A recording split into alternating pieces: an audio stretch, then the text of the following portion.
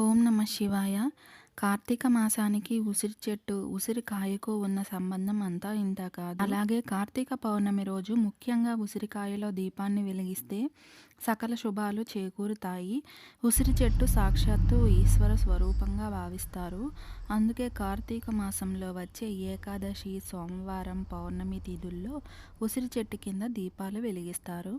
అలాగే కార్తీక పౌర్ణమి రోజున ఉసిరికాయను తీసుకొని దానిలో నెయ్యి నిండేలా కట్ చేసుకొని నెయ్యి లేదా నువ్వుల నూనెతో నింపాలి. ఆ తర్వాత వత్తులను వేసి దీపం వెలిగించాలి. ఇలా చేస్తే మహిళలు దీర్ఘ సుమంగళి ప్రాప్తాన్ని చేజిక్కించుకోవచ్చని ఆధ్యాత్మిక పండితులు అంటున్నారు. ఉసిరికాయ అంటే లక్ష్మీదేవికి ప్రీతికరం. అందుకే కార్తీక మాసంలో ఉసిరి దీపం వెలిగించిన వారికి లక్ష్మీదేవి, శ్రీ మహావిష్ణువు ఈశ్వర అనుగ్రహం లభిస్తుందని విశ్వాసం. అంతేకాకుండా కార్తీక పౌర్ణమి రోజున ఉసిరికాయ దీపాన్ని వెలిగిస్తే నవగ్రహ దోషాలు తొలగిపోతాయి. నవగ్రహాలతో పాటు సమస్త దోషాలను తొలగించుకోవాలంటే కార్తీక పౌర్ణమి రోజున ఉసిరికాయతో దీపం వెలిగించాలని ఆధ్యాత్మిక పండితులు సూచిస్తున్నారు. అలాగే ఆర్థిక ఇబ్బందులు అంటూ ఉండవు.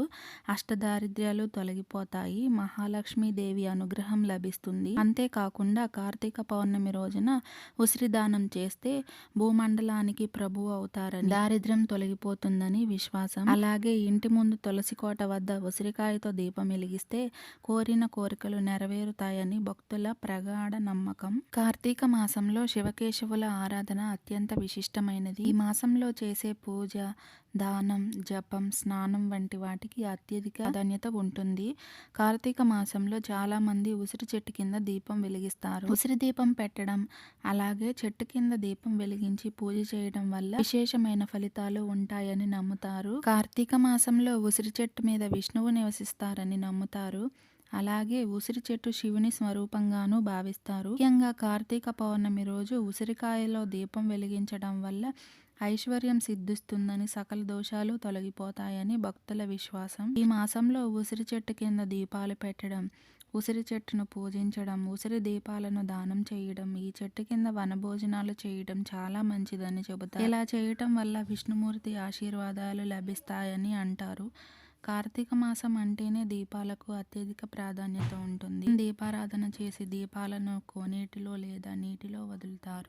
శుభ్రంగా ఉన్న ఉసిరికాయలను తీసుకొని వాటిని పసుపు నీటితో శుభ్రపరచుకోవాలి.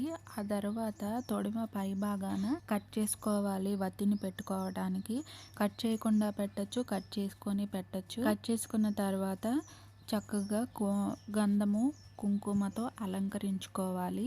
ఆ తర్వాత ఒక ఇత్తడి పళ్ళెం కానీ, రాగి పళ్ళెం కానీ తీసుకొని పసుపు, కుంకుమ బొట్లతో అలంకరించుకోవాలి. వాటి మీద తమలపాకు వేసి తమలపాకులో బియ్యం అంటే ఒక 3 గుప్పెళ్ళు 5 గుప్పెళ్ళు కానీ వేసి బియ్యం మీద పసుపు, కుంకుమ వేసి ప్రమిదలను ఉంచుకోవాలి. ప్రమిదలకి కూడా పసుపు, కుంకుమ బొట్లు పెట్టుకోవాలి. ఆ తర్వాత ఉసిరికాయలను ఆ ప్రమిదల్లో ఉంచుకొని తయారు చేసుకున్న వత్తులను కూడా ఆ ఉసిరికాయల మీద ఉంచాలన్నమాట. ఈ దీపాలను దేవుడి దగ్గర పెట్టుకొని వెలిగించుకోవాలి. తర్వాత పసుపు, కుంకుమ, అక్షతలు సమర్పించి నైవేద్యం సమర్పించుకోవాలి. ఉసిరి దీపాలు గుడిలో వెలిగిస్తే కొండెక్కక ముందే ఇంటికి రాకూడదండి. కొండెక్కే వరకు ఉండాలి. కొండెక్కిన తర్వాత అక్కడే వదిలేసి రాకూడదు. ఉసిరి దీపాలు కొండెక్కిన తర్వాత ఉసిరికాయలను ప్రసాదంగా స్వీకరించవచ్చు.